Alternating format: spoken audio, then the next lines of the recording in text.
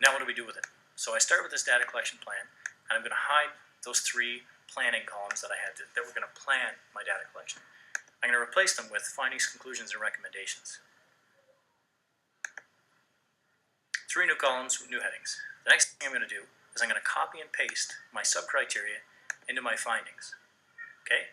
And if I've proven or disproven each of those through data collection, I should be able to say things are or are not. Something is or is not, something does or does not match, for example.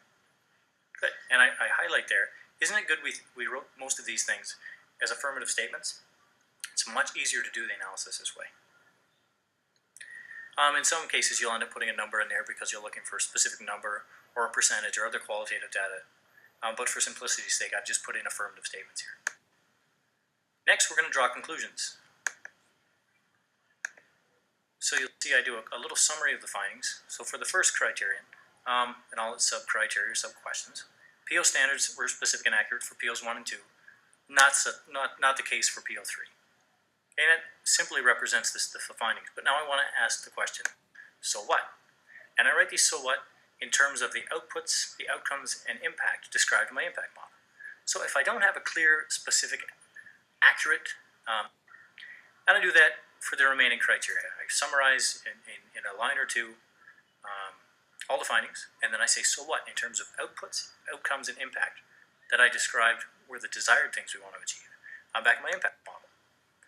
And I go on and on. In this case, you'll see I merged 2 different criterion together because the findings were so similar and the summary could be written as 1 line. So all that stuff, it looks like, what, 10 rows of data could be merged into 1 summary of findings, and then a so what output, outcomes, and impact again written there. And I handled, there's my last one.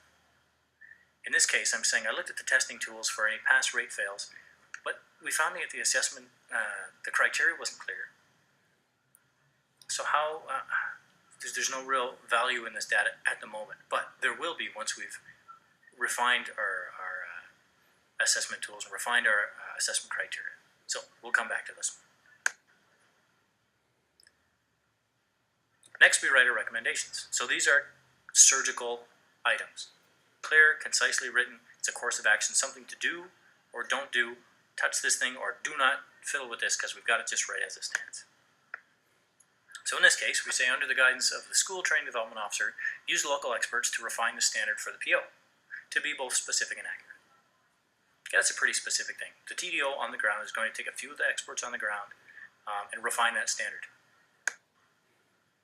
And we go on writing recommendations throughout. During the refinement of that PO, ensure job conditions are clearly described with a view to matching testing conditions as closely as possible with those job conditions. Good.